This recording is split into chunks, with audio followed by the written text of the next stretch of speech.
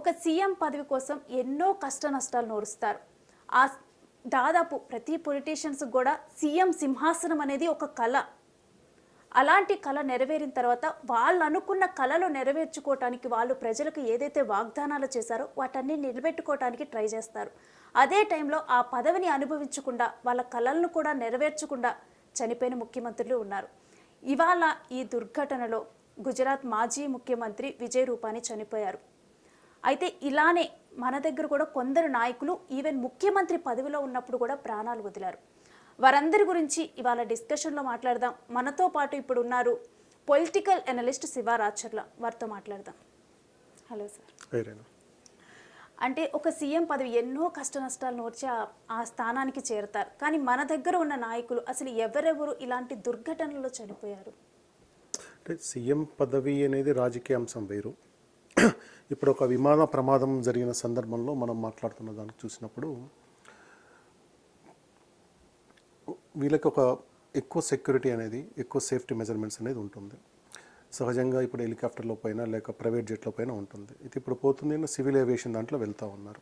Air India ఫ్లైట్లో వెళ్తున్నారు, అహ్మదాబాద్ నుంచి లండన్కి వెళ్తున్నారు. మిగిలిన ప్రయాణాలతో పాటుగా అంటే దాదాపు అందరు కలిపి 242 మంది ఉన్నారని చెప్తున్నారు. సో అందులో క్రూ ప్లస్ ప్యాసింజర్స్. సో వీళ్ళకంటే ప్రత్యేకమైన సేఫ్టీ మెజర్మెంట్స్ ఏముండదు. ఇంటర్నేషనల్ స్టాండర్డ్స్ ప్రకారం అది ఒక ఇంటర్నేషనల్ ఫ్లైట్కి ఏ స్టాండర్డ్స్, ఏ సేఫ్టీ మెజర్మెంట్స్ ఉండాలో అవన్నీ కూడా చెక్ చేస్తారు.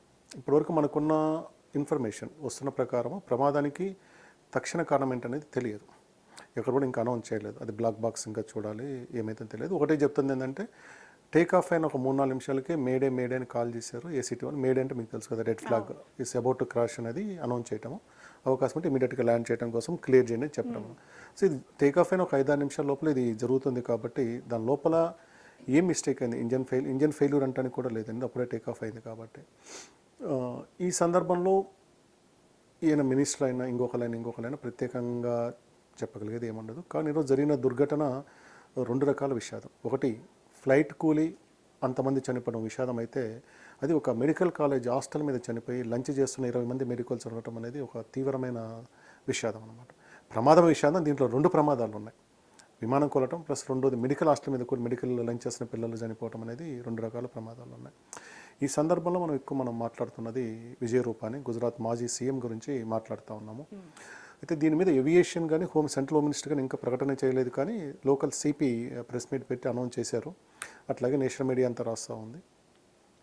ప్లస్ అక్కడ ఉన్న మన ప్రమాద దృశ్యాలు కనుక చూస్తూ ఉన్నప్పుడు ఇంకా ఎవరు సర్వైవ్ అయ్యి ఉంటారు అనేది అనిపించట్లేదు. జనరల్గా మనకు ఒక ఫీల్ వస్తుంది, ఒక వీడియో కానీ ఒక పిక్చర్ కానీ చూసినా. మనకన్నా ముందు అక్కడ నేషనల్ మీడియా వాళ్ళు, గుజరాత్ లోకల్ మీడియా వాళ్ళు చూసినప్పుడు కూడా ఎవరు కూడా సర్వైవల్స్ ఉండకపోరు. ఒకవేళ ఉంటే ఈ పాటికి దాదాపు 3-4 గంటలు అవుతుంది కాబట్టి బయటకు వస్తుంది అనేది ఉంటుంది.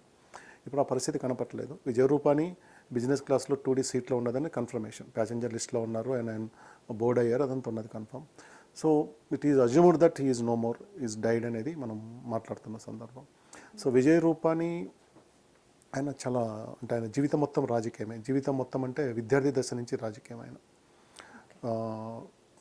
చదువుకునే రోజుల్లోనే ఆయన ఆర్ఎస్ఎస్లో శాఖకి వెళ్ళటం, అట్లాగే ఏబీపీలో పనిచేశారు, బీజేపీలో పనిచేశారు, కౌన్సిలర్గా రాజ్కోట్ ప్రాంతం నుంచి అనేకసార్లు కౌన్సిలర్గా చేశారు, మున్సిపల్ చైర్మన్ చేశారు, తర్వాత జెడ్పీ చైర్మన్ చేశారు, తర్వాత ఎమ్మెల్యేగా వచ్చారు. ఒక అనుకోని పరిస్థితులు అంటే బీజేపీ సహజంగా చేయని ఎక్స్పెరిమెంట్, అలాంటి పరిస్థితులు ఇతను 2016లో గుజరాత్ సీఎంగా అయ్యారనమాట.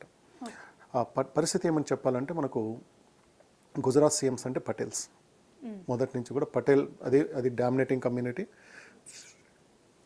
ఆ కమ్యూనిటీకి సంబంధించిన వాళ్ళే జనరల్గా అవుతూ ఉంటారు. బీజేపీలో కూడా బీజేపీ తరఫున అయిన మొదటి సీఎం కూడా కేశుభాయ్ పటేల్, పెద్ద నాయకుడు ఆయన.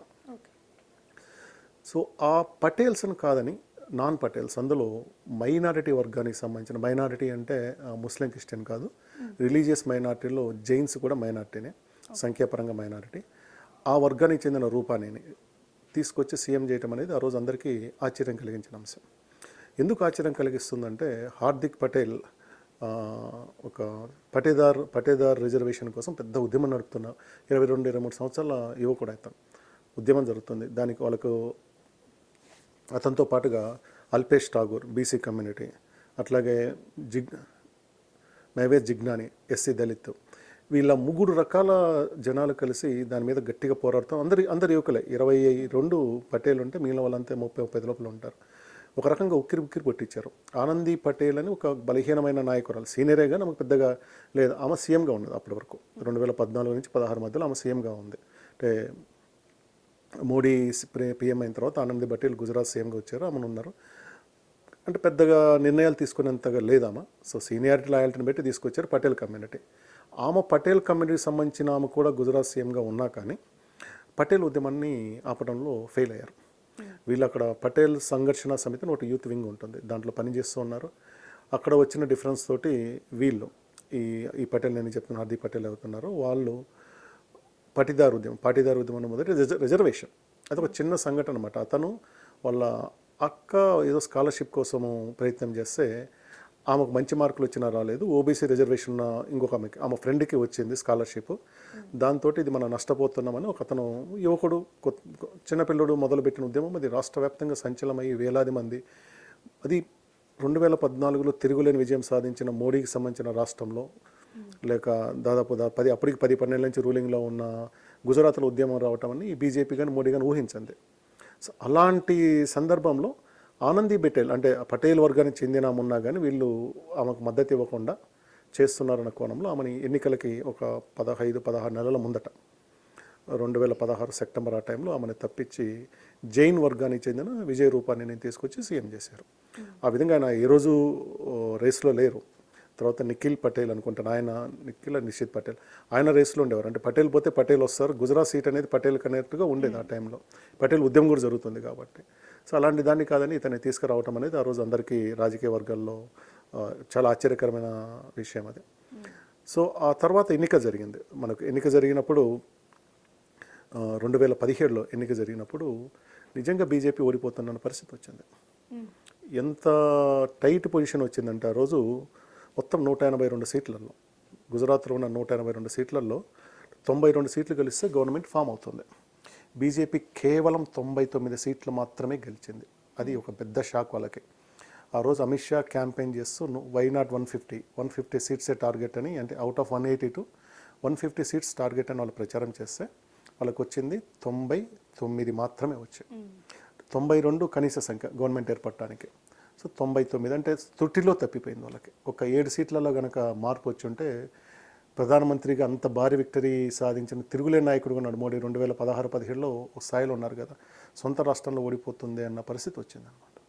ఈ విజయ రూపాని ఉన్నప్పుడు కూడా. సో కాంగ్రెస్కి 78 వచ్చింది, ఎన్సీపీ ఇంకో మిత్రపక్షం 2 సీట్లు వచ్చాయి, ఇండిపెండెంట్ మొత్తం మీద అంతా వచ్చింది. ఈ గెలవటంలో కూడా బీజేపీ, నేను వ్యక్తిగతంగా ఒక స్ట్రాటజిస్ట్గా చూసినప్పుడు కేవలం 3 టౌన్స్ నుంచి మాత్రమే బీజేపీకి సీట్లు వచ్చాయి. అహ్మదాబాద్లో 21 సీట్లుంటే 17 సీట్లు గెలిచాయి.